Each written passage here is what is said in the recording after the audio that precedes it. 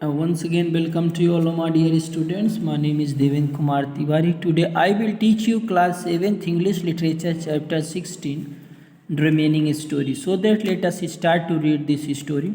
Wild flowers bloomed on the crumbling walls of the ruins, and a wild plum tree grew straight out of the floor of what had once been a hall. It was covered with soft white blooms. Lizard scuttled over the stones, while a whistling thrush, its deep purple plumage glistening in the sunshine, sat a window sill and sang its heart out.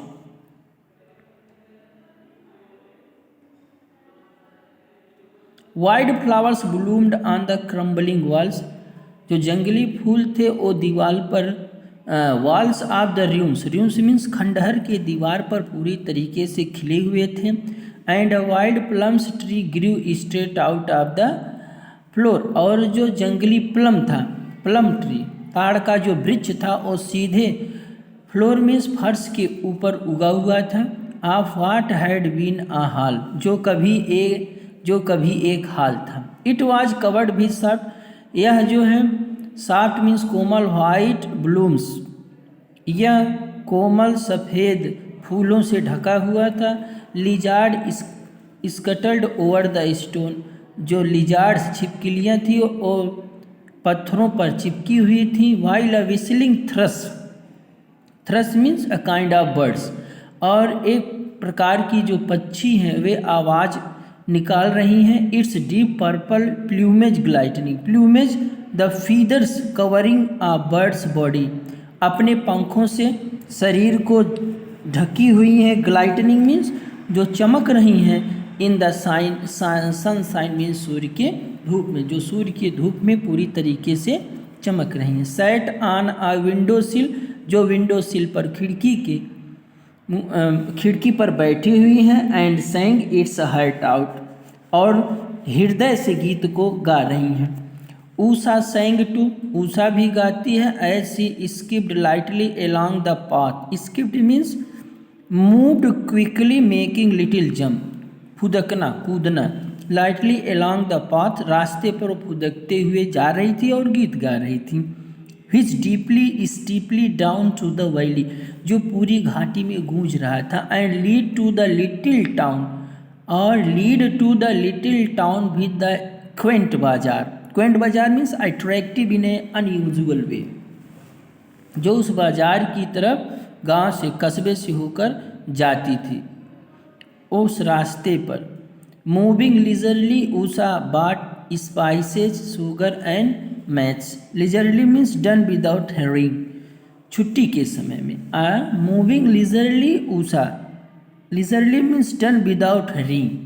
B calm, शांत पूर्वक. उषा बाट सम spices, Usha ने कुछ मसालों को खरीदा. Sugar चीनी को खरीदा. एंड मैथ्स माचिस को खरीदा. With the 2 rupees, with the 2 rupees, 2 means 2 rupees.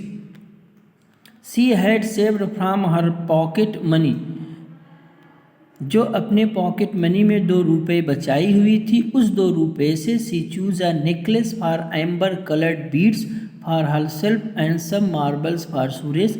अपने लिए वह एक नेकलेस को खरीदती है और सुरेश के लिए कंचे. Then she had her mother slippers repaired at the cobbler's shop, और तब जाके वह मोची के दुकान पर जाती है और अपने माँ के स्लीपर को रिपेयर कराती, मरम्मत कराती. Finally Usha went to visit aunt Lakshmi at her flat above the shop. Finally अंत में उषा वेंट, उषा गई to visit aunt Lakshmi, aunt Lakshmi के पास जाती है. At her flat above the shop, shop means दुकान के ऊपर जो फ्लैट है वहाँ पर वो जाती है. अंत में they were talking and drinking cups of hot sweet tea, वहाँ पर वे बातचीत करते हैं. And drinking cups of hot, और वहाँ पर गर्म मीठे टी मीन्स चाय को वहाँ पर पीती हैं.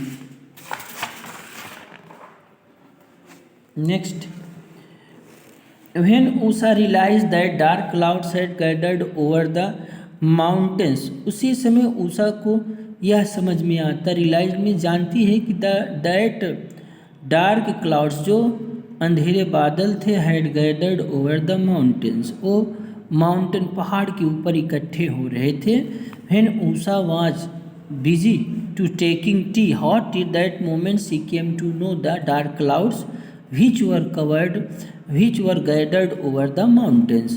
पर्वत के शिखर पर इकट्ठा होते हुए क्लाउड, अंधकार में घने क्लाउड्स में बादलों को देख रही थी। She quickly picked up her things and said good bye. उसने जल्दी से अपने सामान को उठाया और अपनी आंटी से गुड बाय बोला।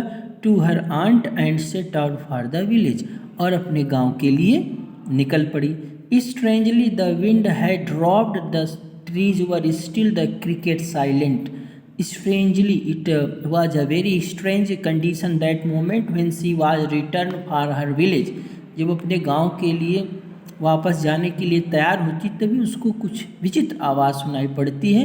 The wind had dropped, the trees were still, the cricket silent, the crows flew round in circles। कौवे जो थे सर्कल में, गोले में राउंड करके उड़ रहे थे। Then settled in an oak tree, और बाद में ओक ट्री पर वे बैठ गए। I must go home before dark, अंधेरा होने से पहले मैं घर जरूर जाऊंगी। Thought Usha hurrying along the path, but the sky had darkened and a deep rumble echo over the hills. लेकिन शीघ्र ही पूरा आकाश अंधकारमय हो गया और तभी अ डीप रंबल इको, एक प्रकार की भयानक आवाज़ सुनाई पड़ती है ओवर द हिल्स, पहाड़ पर। Usha felt the first heavy drop of rain hit her cheek, तभी उषा अपने गालों पर वर्षा की एक बूंद को महसूस करती है। Holding the shopping bag close to her body, she quickened her pace until she was almost running. वह खरीदे हुए सामान को अच्छे से पकड़ती है और दौड़ना चाहती है। The rain drops were coming down faster now, but जो वर्षा की बूंदें थी वो तेज़ी से ज़मीन पर आ रही थी। It means it was a heavy rain, cold sting pellets of rain. Pellets means होता है small hard balls, the drops of the water. A flash of lightning sharply outlined the ruins on the hill, and then all was dark again. Night had fallen. A flash of lightning sharply outlined the ruins on the hill. She saw that the lightning was also sharply outlined the ruins, and then all was dark again. पुनः एक बार पुनः अंधकार हो जाता है। Night had fallen, पूरी तरीके से विला का अंधकारमय हो जाता है। I'll have to shelter in the ruins, Usha thought and began to run. I'll have to shelter in the ruins, मैं उस खंडहर में क्या करना चाहती हूँ, शरण लेना चाहती हूँ, ठीक ना। Usha thought and began to run, और उधर दौड़ पड़ी। Suddenly the wind sprang up again, but she did not have to fight. It was behind her now, helping her along up the steep path and on to the brow of the hill. Brow means the top part of a hill. There was another flash of lightning followed by a peal of thunder.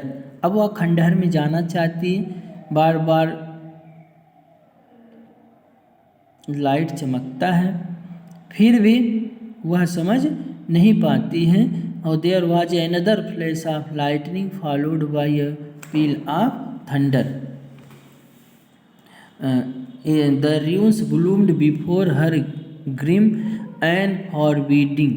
Usha remembered part of an old roof that would give some shelter. It would be better than trying to go on in the dark with the howling wind. The she might stray off the path and fall over the edge of the cliff. Usha remembered part of an old roof that would give some shelter. Usha को यह याद था कि वो क्या करेगी, उस खंडहर में जा कर के शरण लेगी। It would be better than trying to go on, मतलब आगे बढ़ने से अच्छा है कि वह खंडहर में जाए और रुक जाए। In the dark with the हाउलिंग wind, और उस अंधकार में समय में जो हवा थी हाउलिंग कर रही, तेज हवा चल रही थी। She might stray off the path and fall over the edge of the cliff. हवा तेज होने की वजह से ऐसा लग रहा था जैसे कि वह चट्टानों के किनारों से क्या हो जाएगी, उड़ जाएगी, हवा के द्वारा उड़ा ली जाए। She might stray off the path, वह अपने रास्ते से भटक जाएगी। And fall over the edge of the cliff, और उस चट्टान की चोटी से गिर पड़ेगी। Whoo howled the wind was blowing so very hard. Usha saw the wide plum tree swing its foliage thrashing against the ground। Usha ने देखा जो ताड़ का वृक्ष था वह जो है foliage में the leaves of a tree, thrashing means hitting very hard. ताड़ वृक्ष का जो पत्तियां थी वो जमीन पर क्या कर रही थी, प्रहार कर रही थी। अगेंस्ट द ग्राउंड मीन्स जमीन, हवा तेज होने की वजह से तो पाम का जो ताड़ का वृक्ष उसकी जो पत्तियां हैं वो जमीन पर पटक रही थी। Usha ground she found her way into the ruins हेव्ड by the constant flicker of lightning. Usha placed her hand against the stone wall and moved sideway hoping to reach the sheltered corner। Suddenly her hand touched something soft and furry and she gave a startled cry. Her cry was answered by another half snarl. Snarl means a deep sound that an animal makes when it is angry. Her cry was answered by another half snarl, half speech as something leaped away in the darkness। तभी उसको समझ में आता जैसे कोई आवाज़, अचानक कोई आवाज़ आई और तेज आवाज़ करके उसके पास से गुजर गई हो। इस बात को जब her hand touch something soft of फरी, सडनली अचानक हर हैंड उसका जो हाथ था, टच्ड मीन्स स्पर्श किया, समथिंग मीन्स कुछ, soft and furry, and she gave a startled cry, तभी वो क्या हो गया, तेजी से चिल्लाने लगी। Her cry was answered by another, her cry जब वह फिर चिल्लाई, बाय अनदर हाफ स्नार्ल, तभी उसकी आवाज़ पुनः प्रतिद्वंदित हुई, वापस आती हुई सुनाई पड़ी। Snarl means a deep sound that an animals make when it is hungry. जब वह चिल्लाई तो उसके बाद एक और आवाज़ आई जो आवाज़ बहुत ही खतरनाक थी। The voice was so very dangerous, her screech means a loud high unpleasant noise, है something lived away in the darkness, as something, वो इतनी तेज चिल्लाई जैसे ऐसा आभासित हुआ, as something lived away in the darkness, जैसे उस अंधकार में कोई चीज़ खो गया हो। So that is the description of this story. The remaining story will be explain in next video. So that thank you and have a nice day.